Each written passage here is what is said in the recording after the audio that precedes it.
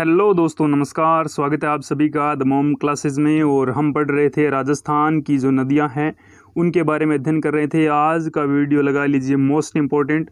पिछला जो वीडियो था उसमें हमने अरब सागर की नदियों के बारे में अध्ययन किया था। आज का जो वीडियो है ये अंतः प्रवाहित जो नदियां हैं, अंतः प्रवाही जो नदियां हैं उनके बारे में अध्ययन करेंगे। वीडियो के साथ बने रहिए और वीडियो को पूरा विस्तार से अध्ययन करेंगे और काफ़ी इम्पोर्टेंट है अंतः प्रवाही जो नदियां हैं। इसी के साथ शुरुआत करते हैं आज के सेशन की। और आप सभी से निवेदन रहेगा, अगर वीडियो आपको पसंद आए तो लाइक करें और अपने दोस्तों के साथ ज़रूर शेयर करें। अगर वीडियो की करनी है आपको PDF प्राप्त, तो लिंक दे रखा है डिस्क्रिप्शन बॉक्स में। और ये आपका जो सेशन है ये है स्पेशल नोट्स प्रोग्राम। इसमें नोट्स जो बनाए गए हैं बात करें तो इसमें उत्कर्ष का एडिटिंग है और इसी के साथ मिलते हैं टॉपर्स के जो नोट्स होते हैं, जो IAS IPS बनते हैं उनके ही नोट्स जो बनाए गए होते हैं, उन्हीं से ये मटेरियल निकाला जाता है। शुरुआत करते हैं आज के सेशन की। सबसे पहले बात करेंगे आज की जो प्रमुख नदी है वो है घग्गर नदी।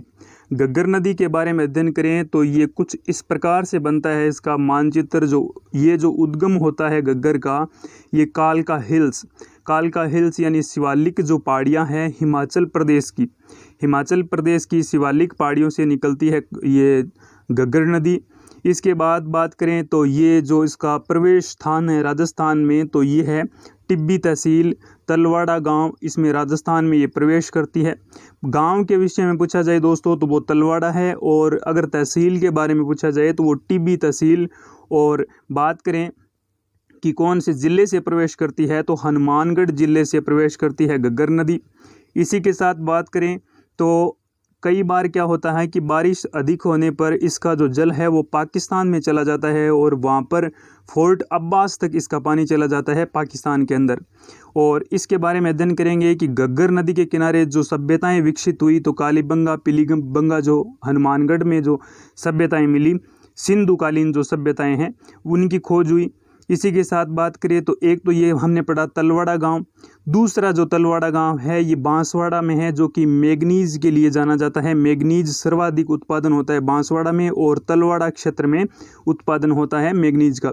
तो तलवाड़ा गांव दोनों को याद रखें। टिब्बी तहसील की हमने बात की, इसके साथ हमने बात की कालीबंगा और पीलीबंगा की, और इसकी जलपट्टी के बारे में भी अध्ययन करेंगे। वीडियो के साथ बने रहिए। उद्गम स्थल हमने देखा दोस्तों कालका पहाड़ी, और ये शिवालिक श्रेणियों की पहाड़ियाँ हैं जो कि हिमाचल प्रदेश से इसका उद्गम होता है।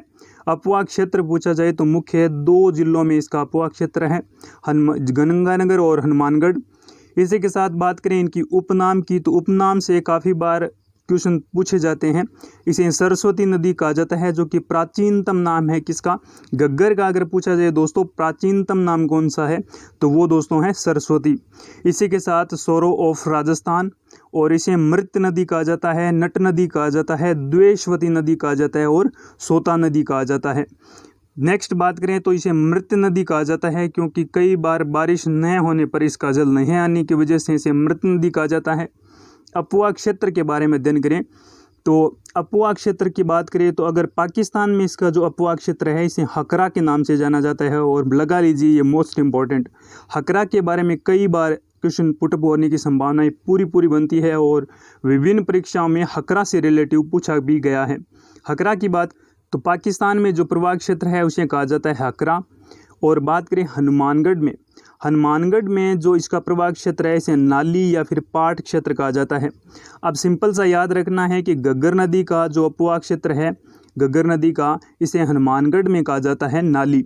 और नाली नस्ल की जो भेड़ है वो सर्वाधिक किस क्षेत्र में देखने को मिलती है, तो हनुमानगढ़ क्षेत्र में नाली नस्ल की भेड़ सबसे ज़्यादा देखने को मिलती है। और बात करें तेरतावा अभ्यारण्य कैम्बुल लामजाओ लोकटक मणिपुर और रामसर साइट अजान, इनके बारे में अध्ययन करेंगे। और साथ ही बात करें तो नाली अपवाह क्षेत्र के आसपास हनुमानगढ़ में भेड़ की नस्ल सर्वाधिक पाई जाती है, तो नाली के बारे में अध्ययन किया। फोर्ट अब्बास की बात करें तो पाकिस्तान में स्थित घग्गर नदी का अंतिम स्थान कौन सा है, फोर्ट अब्बास है। नेक्स्ट बात करें तो जलपट्टी, जैसलमेर में स्थित जो सरस्वती नदी का अवशेष है उसे जलपट्टी कहा जाता है।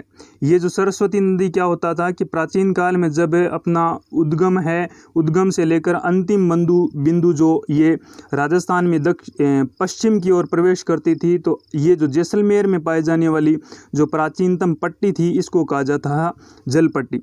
नेक्स्ट बात करें तो जलपट्टी के बारे में देखा। और नेक्स्ट, श्री राम वाड्रे व हनुमंत राय को सरस्वती नदी की प्राचीनतम जो मार्ग है उसकी खोजने हेतु नियुक्त किया गया था। तो सरस्वती नदी के जो प्राचीनतम अवशेष खोजने के लिए किन व्यक्तियों को, किन जो विशेषज्ञों को नियुक्त किया गया था वो थे श्री राम वाड्रे और हनुमंता राय।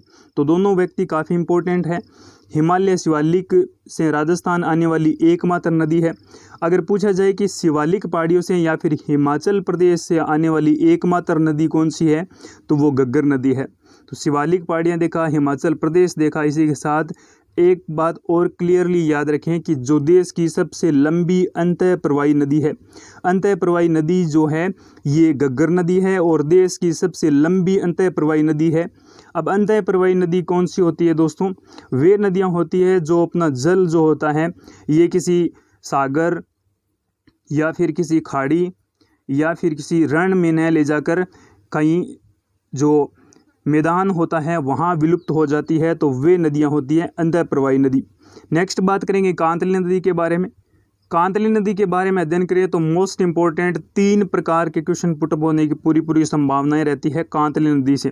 कांतली नदी के बारे में अध्ययन करें तो कांतली है जो खंडेला की पहाड़ियाँ सीकर से निकलती है। तो हम सब अध्ययन करते हैं वर्णमाला का, तो कै के बाद आता है दोस्तों ख। तो कांतली नदी निकलती है कहाँ से? खंडेला की पहाड़ियों से निकलती है। इस वजह से इस प्रकार रिलेशन आप रख सकते हैं। तो खंडेला की पहाड़ियाँ सीकर से निकलती है कांतली नदी।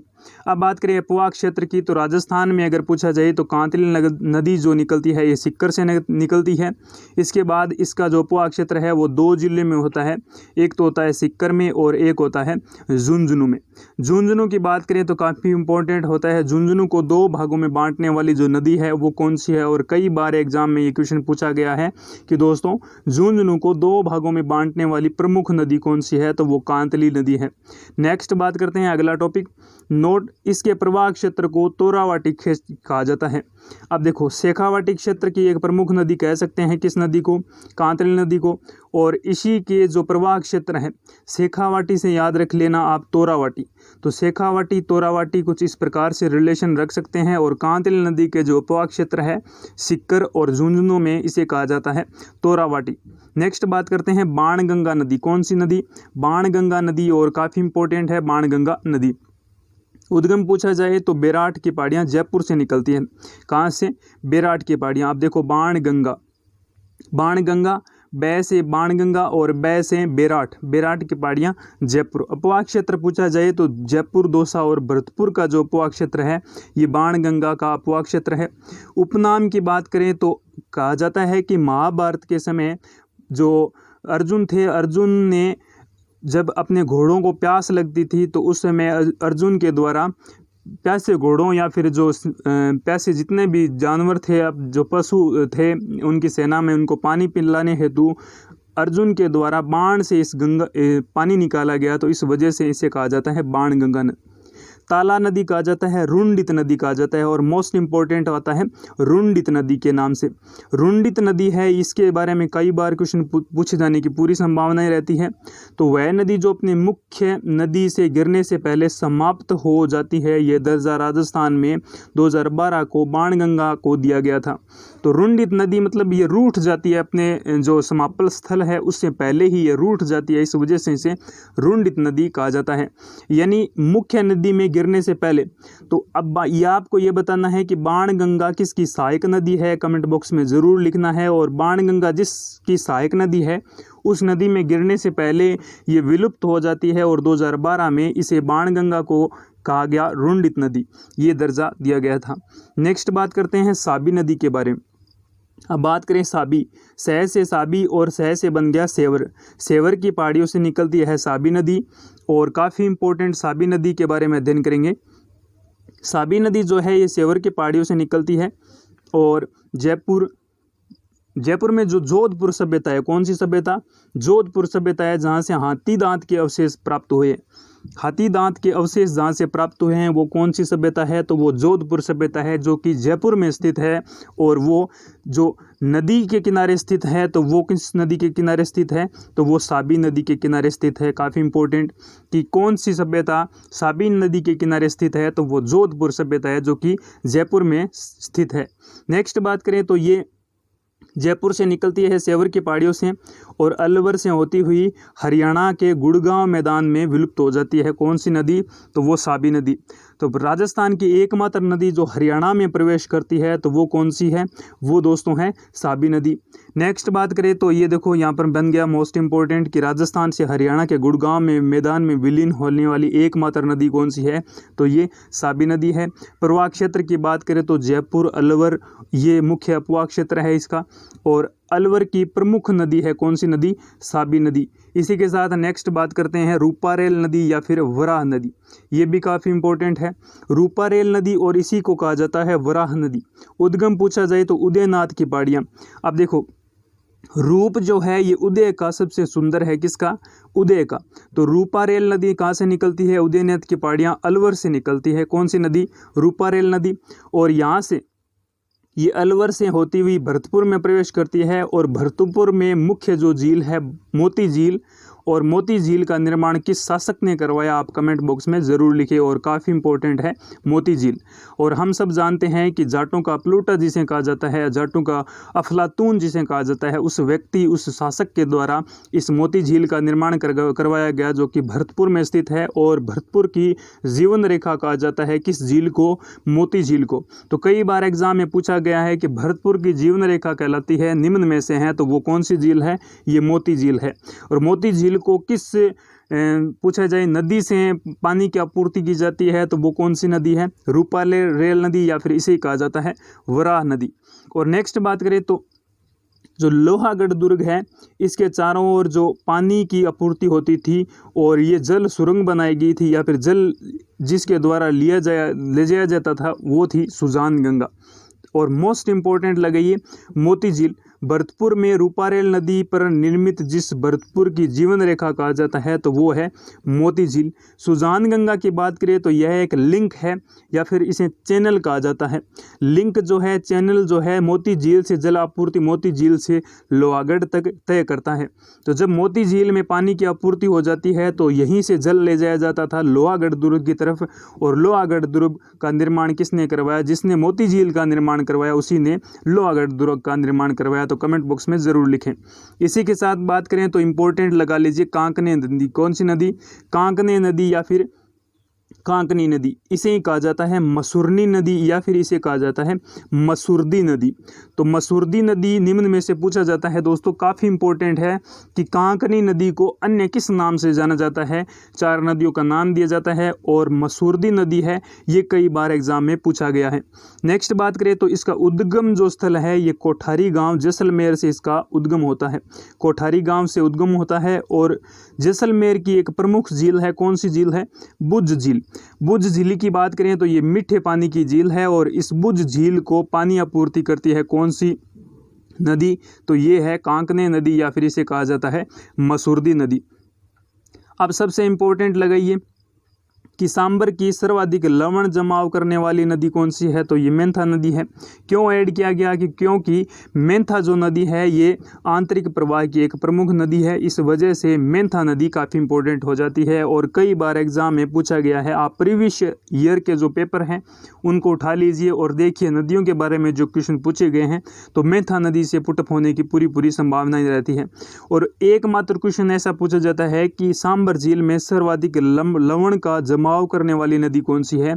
तो ये मेंथा नदी है। अब बुझ झील के बारे में अध्ययन किया जो कि जैसलमेर में स्थित है और कांकने या फिर मसूरदी नदी से इसको जल की आपूर्ति की जाती है।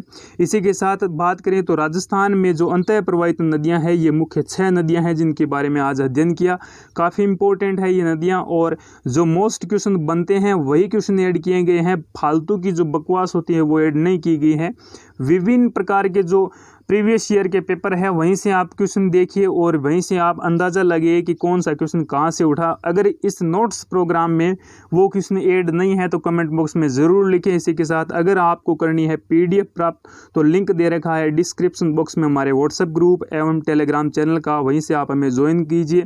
Thank you, have a nice day, wish you all the best, take care. अपना ख्याल रखने, अपने माता पिता का ख्याल रखें और अपने दोस्तों के साथ इस वीडियो को ज़रूर ज़्यादा से ज़्यादा शेयर करें। Thank you.